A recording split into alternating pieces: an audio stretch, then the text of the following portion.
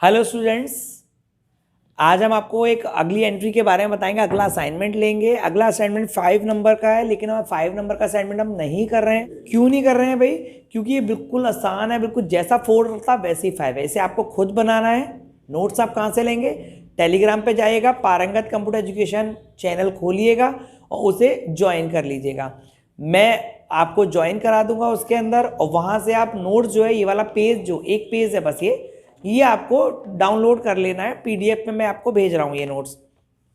इसके अलावा मैं डिस्क्रिप्शन में भी डालने की कोशिश करूँगा कि साइट पर इसको डाल दूँ, अपनी वेबसाइट पर डाल दूँ। इसे वेबसाइट से भी आप इसे ले पाएँ, उसका लिंक आपको यूट्यूब पे भी दे दूँ, लेकिन अभी वो पॉसिबल नहीं हो पाया है। तो आप अभी टेलीग्राम से इसको नोट्स को ले लीजिएगा। 5 नंबर की एंट्री छोड़ने के बाद हम 6 नंबर की एंट्री कर रहे हैं। कठिन कंटेंट एंट्री करेंगे, और आज सरल सरल जो एंट्री होंगी वो मैं मुंह जवानी आपको बता दूंगा, उन्हें हम छोड़ देंगे। ओके, तो आइए देखते हैं 6 नंबर की एंट्री। Question number 6। पहले मैंने 4 बताया था। Question number 6। अब इसमें सबसे पहली जो एंट्री है वो है स्टार्ट बिजनेस। ये एक नई एंट्री है बिल्कुल। Start business with cash. अब स्टार्ट बिजनेस क्या है भाई? जब हम कोई बिजनेस स्टार्ट करते हैं तो हम क्या करते हैं? पैसे को लगाते हैं बिजनेस के अंदर। कौन व्यक्ति लगाता है उस पैसे को?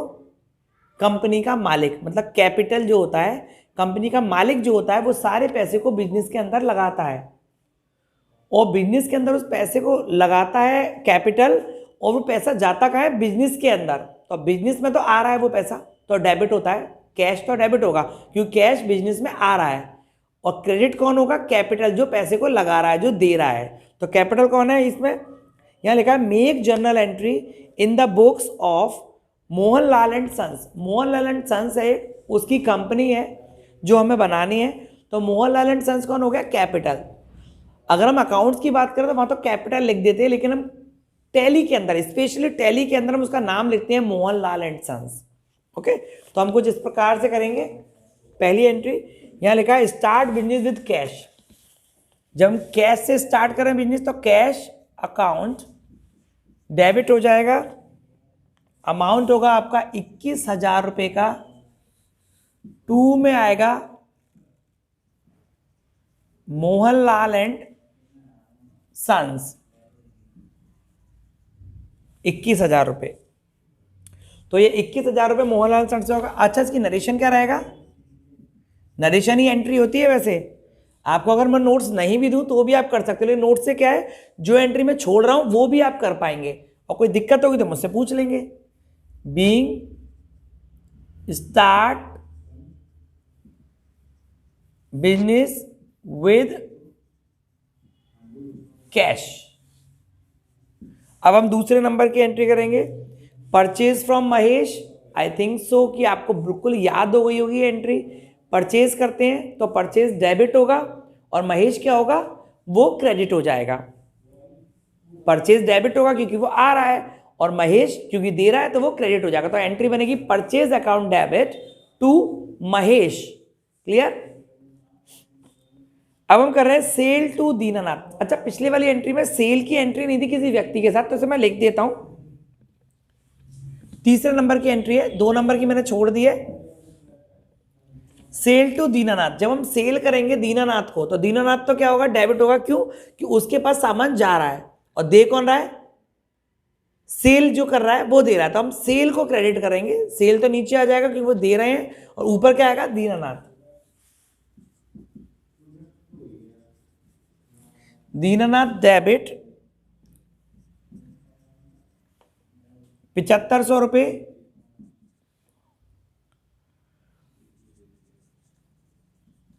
To sale account.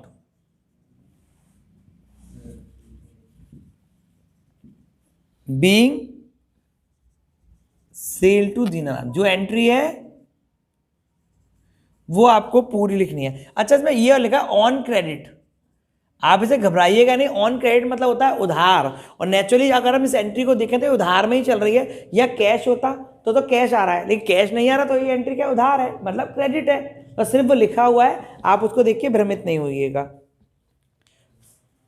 इसके बाद है फर्नीचर परचेज इन कैश। ये भी नई एंट्री है। जब हम कोई भी सामान खरीदते हैं बेचने के लिए तो वो होता है परचेज। जब हम कोई सामान खरीदते हैं बेचने के लिए तो वो होता है परचेज। लेकिन अगर कोई सामान हम अपने लिए खरीद रहे हैं, जैसे कि मान लीजिए मेरी एक मोबाइल की दुकान है या मेरी कंप्यूटर की दुकान है, ऑलरेडी मैं कंप्यूटर का काम भी करता हूँ, तो मेरी एक कंप्यूटर की दुकान है और मैं कोई सामान लेने जा रहा हूँ, मैं मुझे कीबोर्ड लाने हैं, 4-5 माउस लाने हैं, कुछ और भी सामान मुझे लाना है। कोई मुझसे पूछेगा आप कहाँ जा रहे हो, तो मैं क्या बोलूँगा कि भाई मैं कुछ सामान लेने जा रहा हूँ, या अपनी जो भाषा है हमारे आगरे की उसमें हम कहते हैं माल। तो हम क्या लेने जा रहे हैं, हम माल लेने जा रहे हैं। माल लेने जाने का मतलब वो कीबोर्ड, माउस और एटसेट्रा जो कंप्यूटर के यूज में चीजें आएंगी वो मैं लेने जा रहा हूं, तो ये हो गया माल। लेकिन अगर मैं अपने लिए कंप्यूटर खरीदने जा रहा हूं, मान लीजिए मैं अपने लिए कंप्यूटर खरीदने जा रहा हूं, तो कोई मुझसे पूछेगा आप कहां जा रहे हो, तो मैं कहूंगा मैं माल लेने जा रहा हूं। मैं कभी नहीं बोलूंगा, मैं क्या बोलूंगा, मैं अपने लिए एक कंप्यूटर खरीदने जा रहा हूं या मैं अपने लिए एक लैपटॉप लेने जा रहा हूं। लेकिन अगर मैं बेचने के लिए लेने जा रहा हूं तो वो माल है, वो सामान है। और लेकिन अगर मैं अपने लिए खरीद रहा हूं तो मैं उसका नाम बोलता हूं। क्यों? क्योंकि वो मैं अपने लिए खरीद रहा हूं। तो ऐसे ही यहां पर अगर कोई चीज का नाम आता है, जैसे फर्नीचर परचेज आया, इसका मतलब हम अपने सेंटर के लिए फर्नीचर खरीद रहे हैं, तो वो बेचा नहीं जाएगा, इसलिए उसका नाम लिखते हैं हम। ये होता है असेट्स, होता है संपत्ति होती है हमारी, तो उसका हम नाम लिखते हैं। तो ये एंट्री बनेगी furniture account debit to cash. Entry थी फर्नीचर परचेज इन कैश, हम कैश में फर्नीचर खरीद रहे हैं। तो यहां है furniture account debit 2800 to cash. Direct कोई व्यक्ति पैसा दे रहे हैं, हम कोई व्यक्ति क्यों, हम पैसा दे रहे हैं, being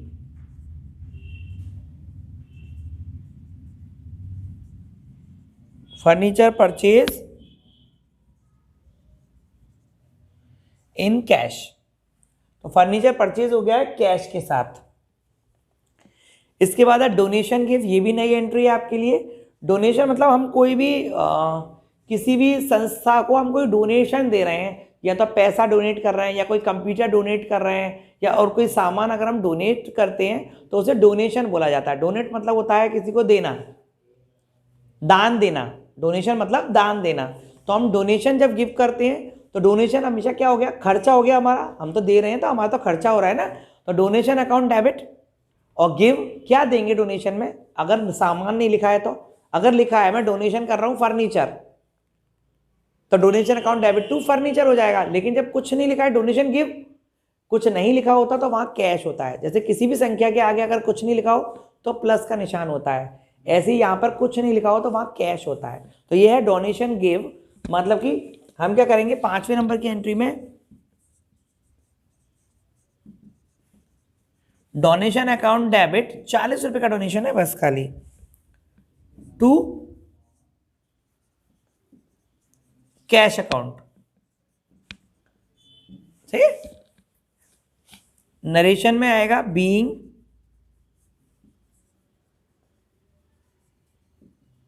donation give, being donation give.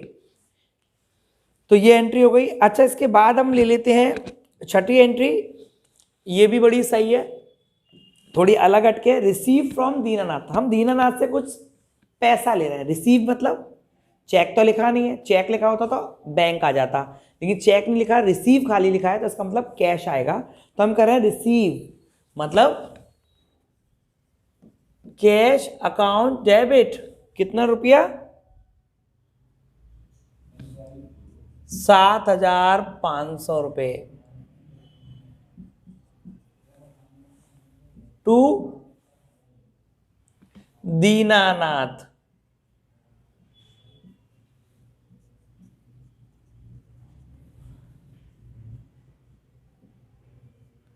being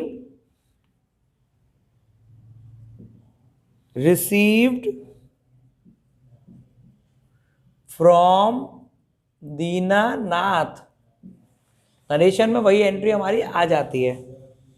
shop expense हम पहले करा चुके हैं, एक खर्चा है, तो शॉप एक्सपेंस अकाउंट डेबिट हो जाएगा और टू में क्या जाएगा, कैश।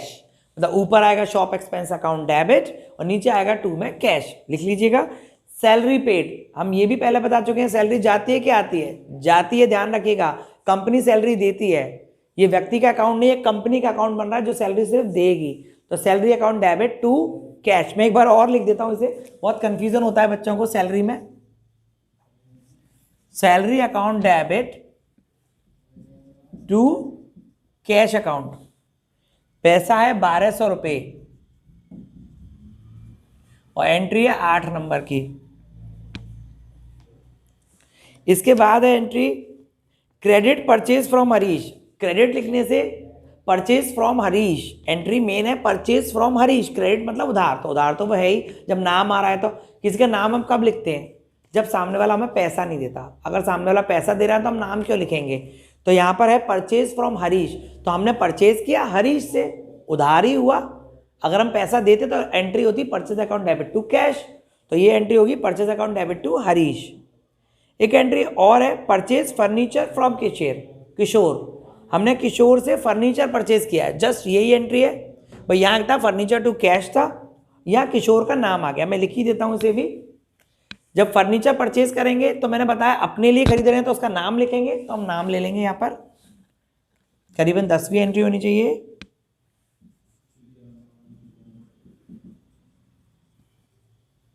फर्नीचर अकाउंट डेबिट 80,000 रुपए की एंट्री है।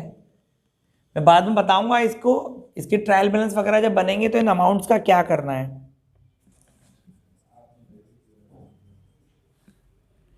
किशोर, सही है। नरेशन बीइंग एंट्री थी आपकी परचेज फर्नीचर फ्रॉम किशोर। अब हम इसके आगे एंट्री ले रहे हैं, हाँ ये एंट्री करने वाली है। एक और है परचेज अलमीरा फ्रॉम रमेश। ये बिल्कुल सेम एंट्री है, बस क्या है यहाँ हमने फर्नीचर परचेज किया, वहाँ अलमीरा, अलमीरा मतलब अलमारी, तो यहाँ पे हम अलमीरा कर देंगे और यहाँ पर क्या कर देंगे किशोर की जगह रमेश, यहाँ रमेश का नाम आ जाएगा। ये भी एंट्री है 5,000 रुपये की। परचेज अलमीरा, अलमीरा अपने लिए खरीद रहे हैं तो उसका नाम आएगा अलमीरा अकाउंट डेबिट टू रमेश, तो यहाँ पे रमेश आ जाएगा। इसके बाद ये एंट्री करने की है, यहाँ लिखा है गिव टू हरीश 20,000। हम हरीश को 20,000 रुपये दे रहे हैं, गिव टू हरीश, हरीश को 20,000 दे रहे हैं, तो पहले से हम लिख लेते हैं हरीश। डबल एंट्री है, ध्यान से देखिएगा। 20,000 रुपये। अभी आधी आधी चीजें समझ में आएंगी, आधी नहीं आएंगी, क्योंकि आप बिल्कुल न्यू हैं इस चीज में। 3, 4, 5 दिन हो जाएंगे तो यही चीज़ें आपको इजी लगने लगेंगी। एक एंट्री 5वें नंबर की जो है, ये छठी करा रहा हूँ मैं आपको, 5वें नंबर की आप खुद करके देखिएगा, हाथ से बनाइएगा। चेक कराने के लिए आप कोई भी एंट्री अगर आपको लगता है गलत हो सकती है तो उसे आप कमेंट्स में लिख दीजिएगा, इसकी एंट्री क्या बनेगी मैं आपको बता दूंगा, नहीं तो आप प्रीवियस एंट्रीज में देख लीजिएगा। तो देखिए गिव टू हरीश, हमने हरीश को क्या दिया है 20,000 रुपये दिए हैं एंड रिसीव डिस्काउंट। अब ये 20,000 रुपये तो हरीश को हम दे रहे हैं, लेकिन इसमें डिस्काउंट भी मिल रहा है हमें 400 रुपये का, वो भी पूरा। तो अगर 400 रुपये का आपको डिस्काउंट चाहिए, वो भी रिसीव हो रहा है मतलब मिल रहा है। अगर एंट्री खाली होती तो वो होती cash account debit to discount, क्योंकि रिसीव हो रहा है ना, तो अब कैश हटा दो तो बचेगा क्या, डिस्काउंट बचेगा ना। तो हम यहाँ लिखेंगे टू डिस्काउंट। कितना रिसीव हो रहा है डिस्काउंट, 400 रुपये का। 400 रुपये का डिस्काउंट रिसीव हो रहा है, आर जरूर लिख लीजिएगा, बताऊंगा क्यों बाद में। तो डिस्काउंट हमें रिसीव हो रहा है कितना, 400 रुपये का। और अब बचा पैसा कितना बचा भाई, यही एंट्री दी है इसमें तो, कि हरीश को हम 20,000 रुपये दे रहे हैं और उसमें 400 रुपये का डिस्काउंट रिसीव हो रहा है। तो डिस्काउंट रिसीव 400 का हो तो बचा कितना पैसा, 20,000 में से 400 घटा दो तो बचेंगे कितने, 19,600।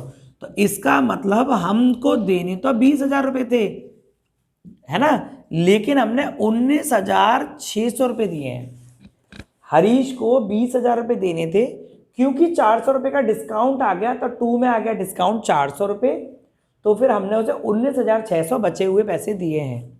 ये ध्यान रखिएगा, कभी भी जब डबल एंट्री बनती है, 7500 का माल कैश लिया है तो 7500 का माल दिया है दीनानाथ ने, सैलरी 1200 की दी है तो कैश दिया है कितना 1200 रुपये, तो दोनों साइड बराबर होते हैं।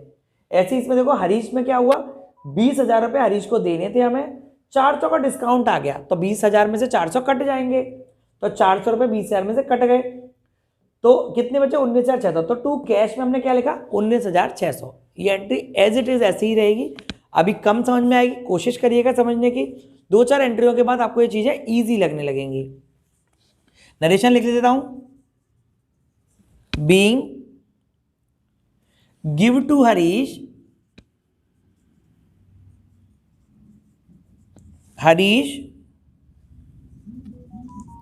एंड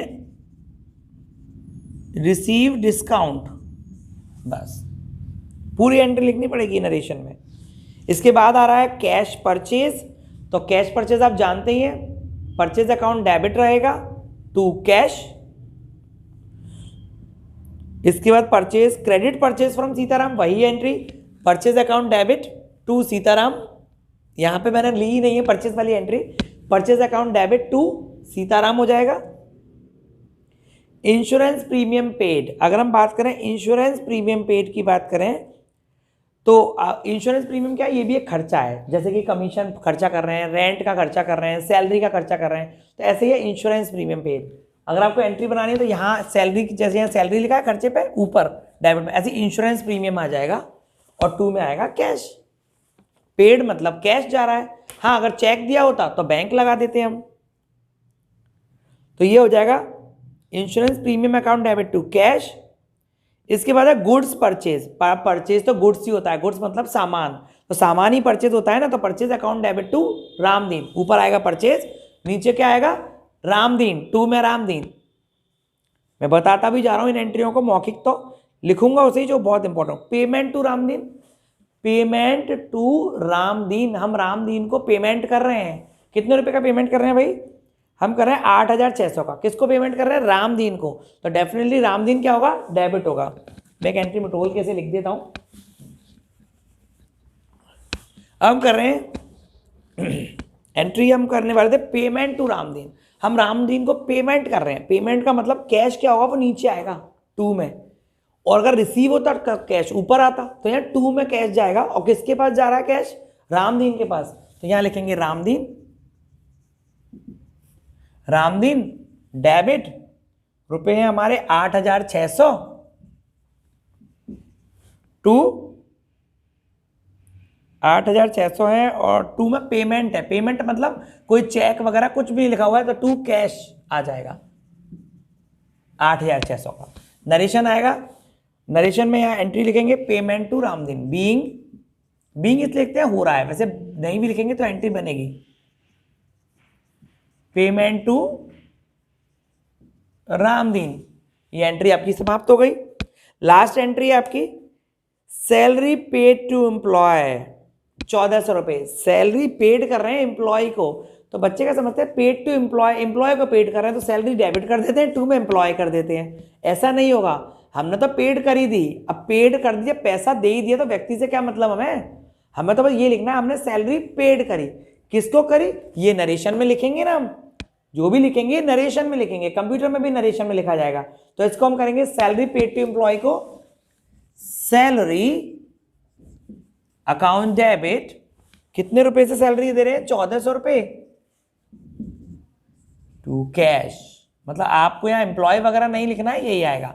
हाँ, नरेशन में आप लिख दीजिए being salary paid to employ, employ को सैलरी पेड करिए, और नेचुरली बात है सैलरी तो एम्प्लॉय को ही पेड करी जाएगी और किसे पेड करी जाएगी, तो सैलरी पेड टू एम्प्लॉय। अगर आपको पेड दिख रहा है तो आपको किसी का नाम नहीं लिखना है, फिर तो आपको कैश ही लिखना है, क्योंकि वो एंट्री कैश में हो रही है, आपकी उधार नहीं हो रही है।